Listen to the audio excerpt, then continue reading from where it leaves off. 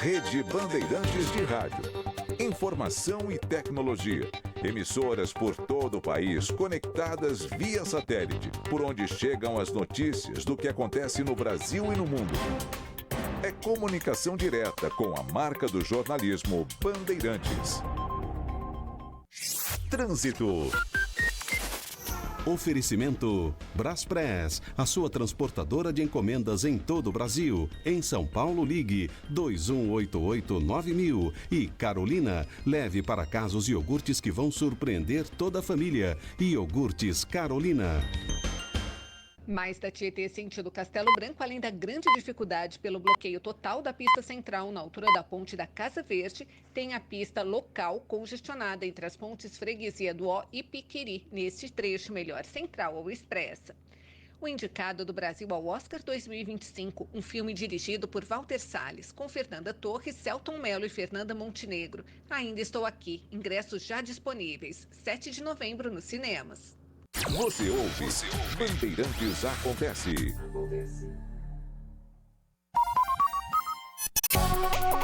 Saber, entender, compreender, conhecer, descobrir. Ouvir. Bandeirantes Acontece.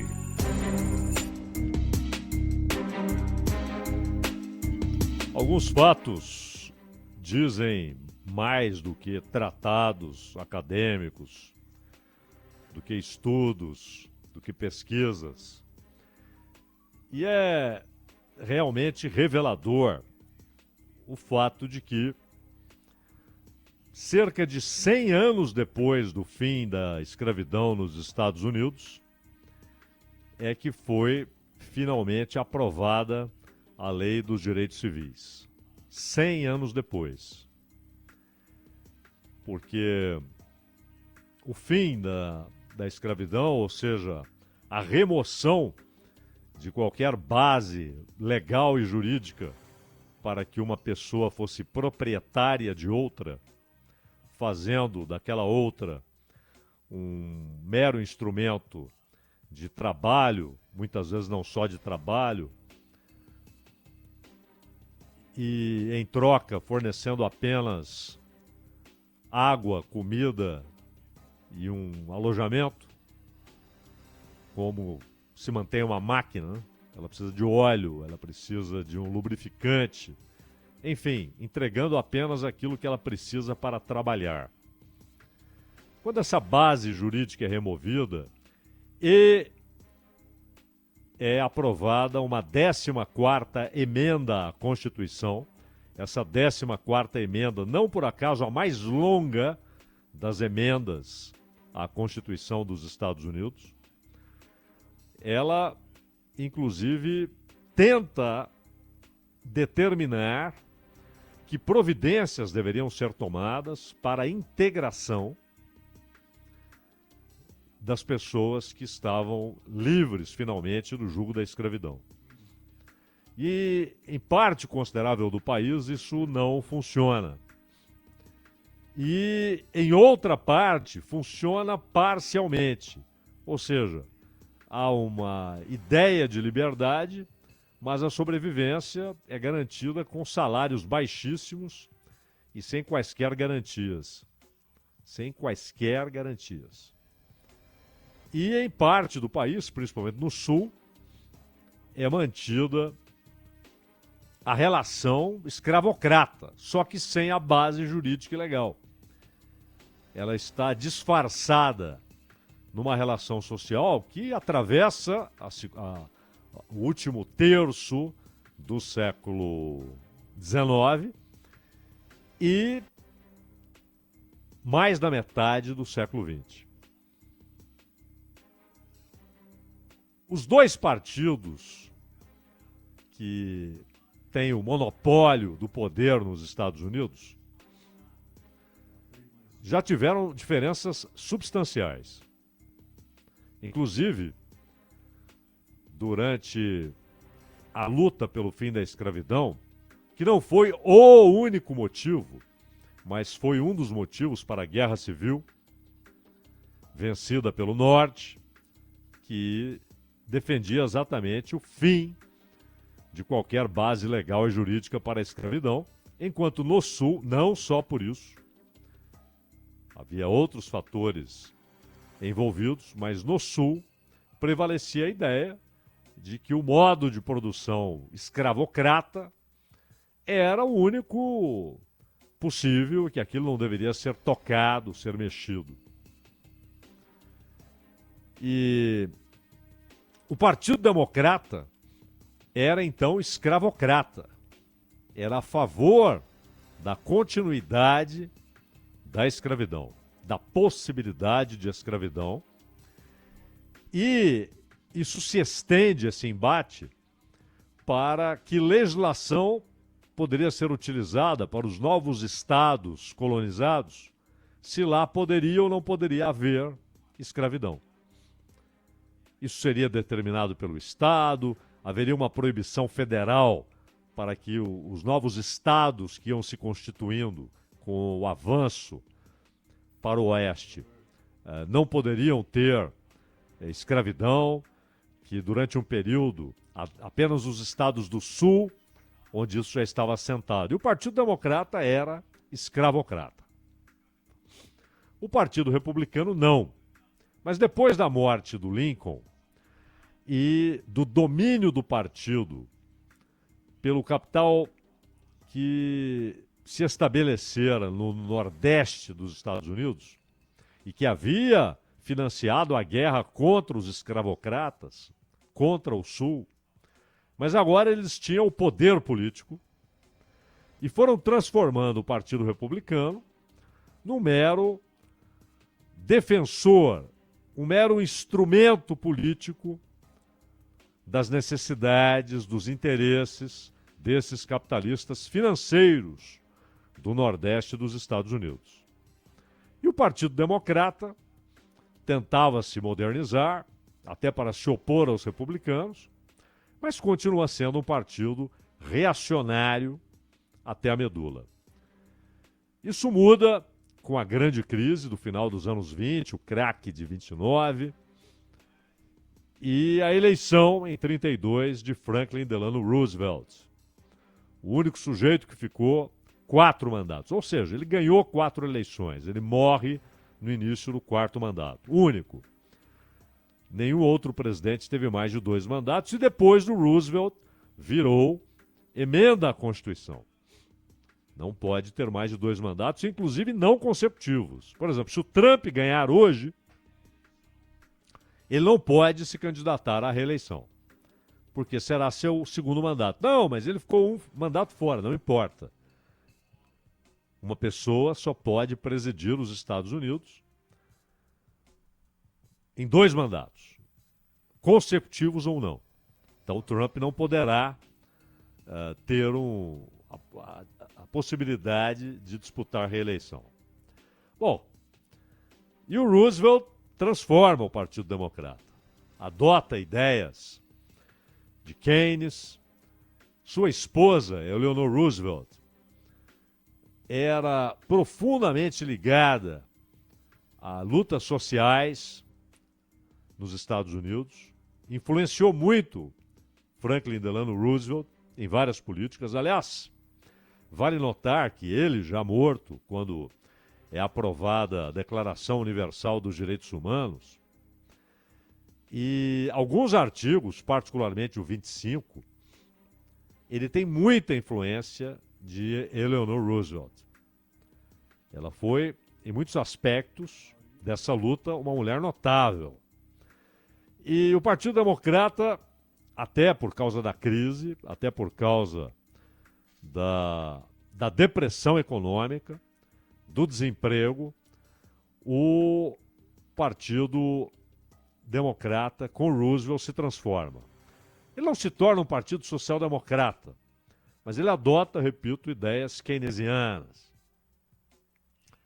E isso, de certa maneira, uma proximidade maior com os sindicatos e a defesa do mercado interno, isso significaria, claro, sempre significou protecionismo comercial.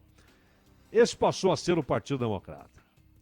Mas, diferentemente dos democratas, os republicanos mergulharam na ideia da defesa do livre comércio, sempre tiveram uma distância considerável dos interesses dos trabalhadores e depois disso, depois desse período e da Segunda Guerra Mundial, parece que são novos partidos, diferentes daqueles de sua origem, principalmente o Partido Democrata.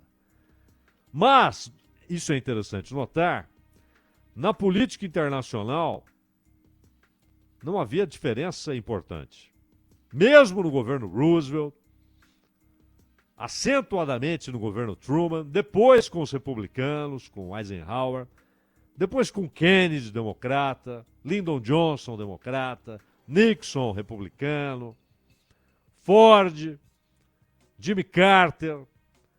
Mas Jimmy Carter é uma espécie de fim de ciclo no Partido Democrata e na política dos Estados Unidos. Porque desde a eleição de Reagan, há oficialmente, inclusive, uma declaração no governo Reagan de que a Declaração Universal dos Direitos Humanos era uma cartinha para Papai Noel. Isso foi dito por uma assessora de Reagan. Os conceitos da Escola de Chicago e da Escola Austríaca, uma mistura de Milton Friedman e Hayek, esses conceitos são adotados francamente, abertamente, rapidamente, para que se tornassem hegemônicos. E hegemônicos no sentido de não admitir contestação teórica.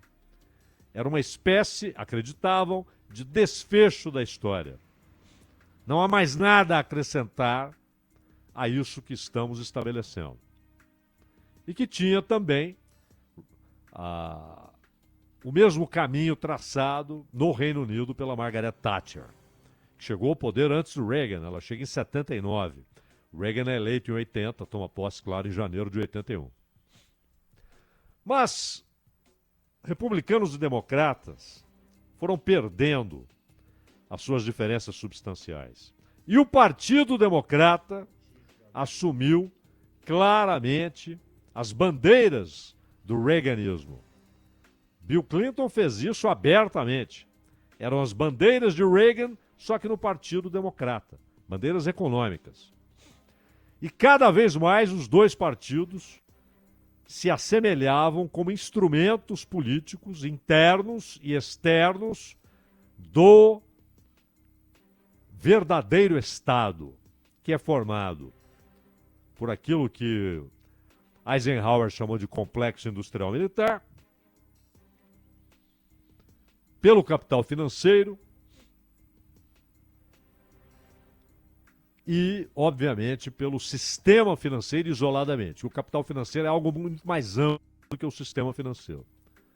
Mas o sistema financeiro, especificamente, conseguiu, inclusive, estabelecer mecanismos de transferência de riqueza do povo dos Estados Unidos para os bancos. Inclusive via pacotes de socorro, que, aliás, foi feito recentemente no governo Biden, foi feito no governo Obama, transferência de recursos, da riqueza do povo dos Estados Unidos para as grandes corporações financeiras. Então, esse tripé do poder faz de republicanos e democratas seus instrumentos políticos, de controle social e político interno e de aplicação, execução da política externa, inclusive, claro, com as Forças Armadas. É óbvio. Mas também com o dólar. O dólar é um instrumento de dominação política. O que foi admitido pelo Trump recentemente, quando afirmou, com toda clareza, que perder a hegemonia do dólar, perder o controle financeiro global por intermédio do dólar, perder isso seria como perder uma guerra mundial, disse o Trump, numa reação ao movimento dos BRICS para a desdolarização das relações comerciais. Mas republicanos e democratas são hoje defensores da mesmíssima política externa. E aí mantêm suas diferenças em alguns assuntos que não alteram esse controle econômico, financeiro e político da maior potência do mundo. Não alteram. Então, há divergências, inclusive internas, dentro dos dois partidos. Mas há divergências sobre aborto, há divergências sobre legislação ambiental, há diferenças a respeito de imigração, mas a ordem econômica e a ordem imperial, a política externa e a política interna, são as mesmas para republicanos e democratas. Não, mas a AOC, o Bernie Sanders, que é independente, mas ao mesmo tempo é democrata, vota com os democratas, já participou inclusive de primárias democratas. Eles são isso. Eles representam isso. Inclusive, eles são a contra-revolução, aqueles que arrancaram das lutas sociais, dos movimentos operários nos Estados Unidos, dos trabalhadores do campo, dos trabalhadores urbanos, arrancaram qualquer ideia de transformação econômica. São os agentes da escola de Frankfurt. E os caras que são sérios, que apontam todos esses problemas centrais, nucleares da política dos Estados Unidos e da sua relação com o mundo, esses não têm poder político. Nós citamos aqui um outro dia o grande pensador Noam Chomsky. Esses não têm poder político. São ouvidos ali por pequenas camadas, né, de intelectuais, de universitários e de interessados em geral.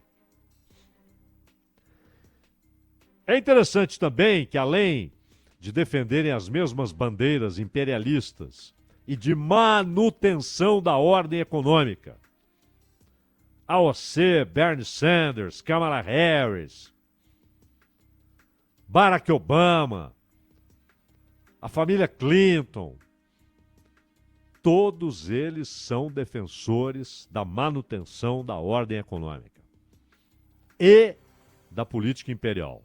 Todos eles, sem exceção. Não é aí que está a oposição ao verdadeiro Estado, ao capital financeiro, ao complexo industrial militar e ao sistema financeiro em particular. Não é aí. E é por isso que duas pessoas, aliás, ambos morreram antes dos 40. Malcolm X, 39 anos, em 65. Martin Luther King, 39 anos, em 68. Ambos assassinados. Malcolm X, é interessante isso também, muitas vezes as pessoas tomam aquilo que alguém disse ou escreveu ou discursou no início das suas manifestações públicas ou intelectuais ou acadêmicas, e anos depois, a pessoa já morreu faz tempo, já publicou outras coisas, aquelas ideias vão sendo divulgadas como as ideias, como se a vida toda aquelas tivessem sido as ideias, a ideologia, o discurso daquela pessoa. Isso acontece com Marx, com Freud, com Nietzsche e até com Aristóteles. Como se o que Aristóteles escreveu nos seus primeiros escritos metafísicos e sobre ética e sobre política fossem os mesmos pensamentos que ele tinha 20 anos depois. Malcolm X, no início, pensava no nacionalismo negro. Ele defendia, inclusive. Ele se converteu ao Islã com 23 anos. Antes disso, ele estava perdido. Tanto que ele se converte na cadeia. Estava perdido. E a morte o esperava no próximo quarteirão. Estava jurado de morte. E havia cometido pequenos crimes, mas havia incomodado criminosos da região. Depois que ele vai para Nova York, né, porque ele era de Nebraska. E aí, ele se converte, mas ele acredita que aquilo seja o Islã, aquilo que ensinavam para ele, que era, na verdade, uma versão racial, né? E que a luta era racial exclusivamente. Não era política, cultural, econômica, estrutural, religiosa, metafísica, era racial. E ele acreditou nisso por alguns anos. E se opôs ao movimento dos direitos civis de Martin Luther King, porque a ideia era que o movimento do reverendo King era apenas um movimento pacifista, que buscava concessões. Um grave erro, mas que foi vendido pelo poder e pela imprensa nos Estados Unidos. Mentiam sobre a luta de Martin Luther King. Aliás, o Prêmio Nobel da Paz, dado a Martin Luther King, é uma tentativa de acomodá-lo, de falar, parabéns por sua luta pacifista e pelos seus ideais, toma aqui o Nobel da Paz, você já fez a sua parte. Não, não era isso. E ele não moveu um milímetro o seu caminhar daquela estrada em que ele já estava. Com o Nobel da Paz, com aplausos, ele não moveu um milímetro o seu andar. Do outro lado, Malcolm X dizia não. A ideia era que os Estados Unidos separassem uma região para os negros até que eles pudessem ser levados para a África. Algo parecido com o que aconteceu no século XIX, quando muitos são levados para o que é hoje a Libéria, né? Mas, depois, ele vai percebendo que há brancos na mesmíssima situação. Pobres, explorados, vivendo na miséria no país mais rico do mundo. Não podemos pormenorizar tudo o que aconteceu na vida desses dois homens, mas em 64, Malcolm X vai à Arábia Saudita, vai para a peregrinação islâmica. E lá ele vê que há centenas de milhares de brancos muçulmanos. E ele já havia rompido, 3 anos antes, com aquela corrente que ameaçava matá-lo, porque via nele um dissidente terrível, um orador brilhante, alguém que a imprensa procurava, um sujeito que se reuniu com Fidel Castro em Nova York. Ou seja, ele já tinha prestígio internacional. Então sabiam que ele poderia quebrar aquele controle que a escola a qual ele pertencia antes, dentro do Islã, mantinha, principalmente em Nova York. E virou jurado de morte pela segunda vez, só que agora por essa corrente do Islã. Mas aí ele percebe que não era uma questão racial, era uma questão histórica, social, econômica. E que os novos escravos eram brancos e pretos, e indígenas. E em muitos lugares do mundo, asiáticos.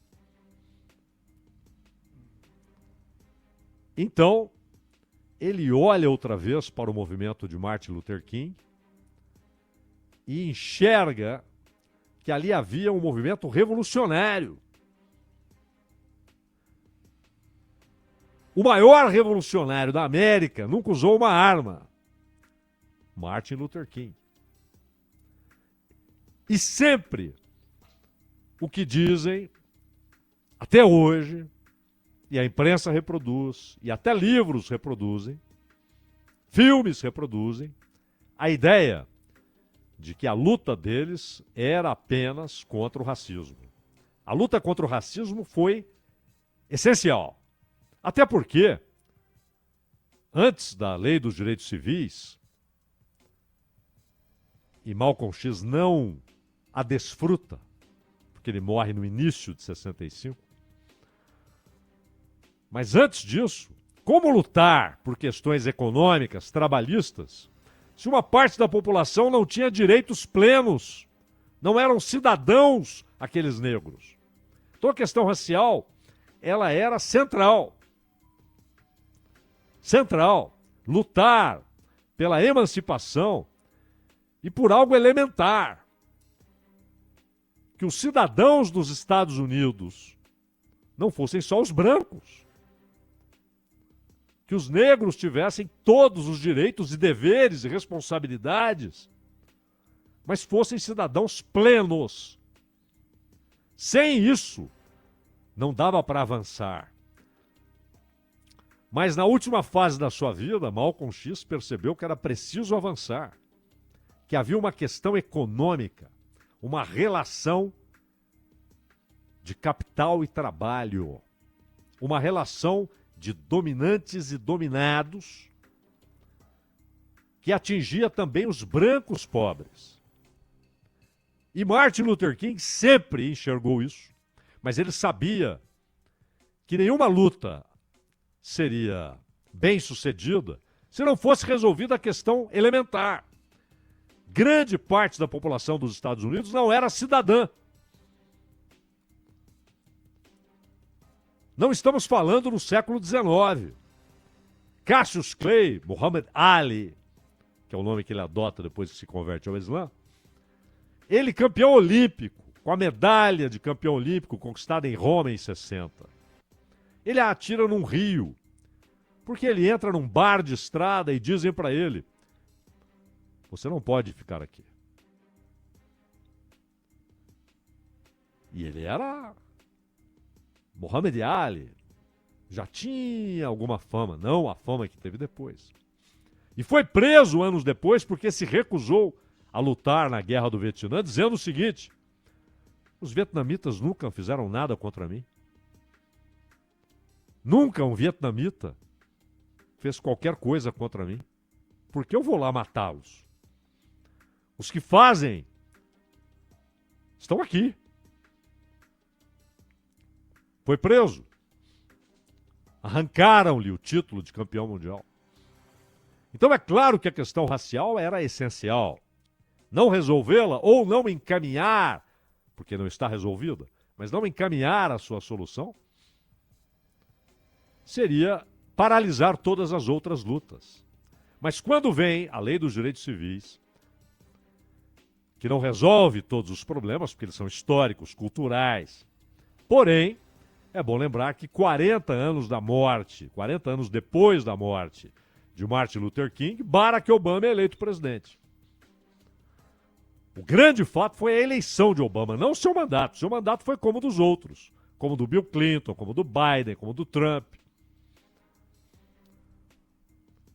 Destruiu a Líbia, destruiu a Síria.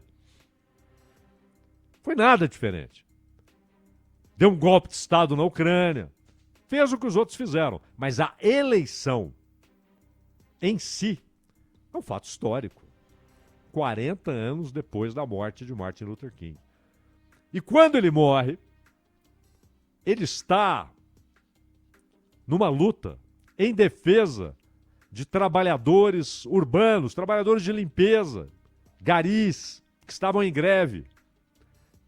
Martin Luther King avança da luta primordial, aquela que lhe permitiu organizar o movimento pelas defesas dos direitos civis, e parte para a luta contra a guerra no Vietnã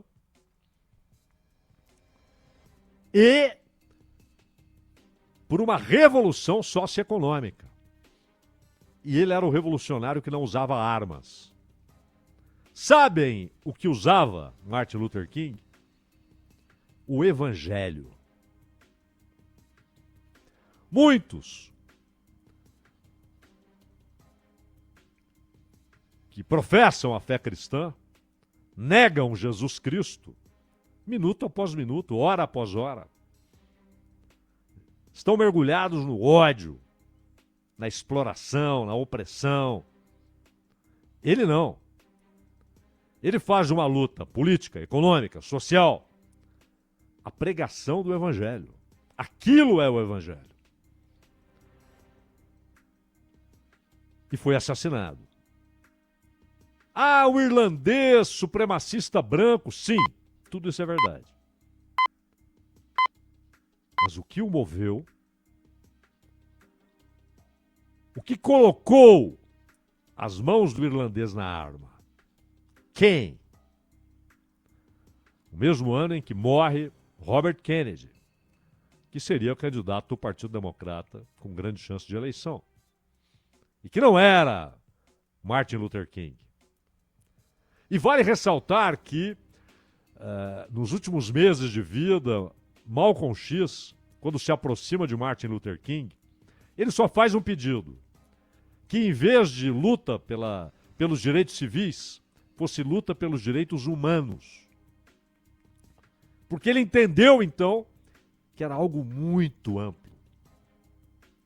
Havia uma relação de dominação que desencadeava todas as outras dominações, todas as outras opressões. E, ao mesmo tempo, se fosse luta pelos direitos humanos, acreditava Malcolm X, outros povos se sentiriam atraídos pela luta, seriam solidários à luta que ambos empreendiam. Ele foi morto. Todos os indícios são de que foi morto exatamente por aquela ala islâmica a qual ele pertenceu quando se converteu na cadeia, mas não se sabe se também aquelas mãos foram movidas. E no caso de Martin Luther King, não há a menor dúvida de que as mãos do irlandês supremacista, sim, foram dirigidas. E hoje,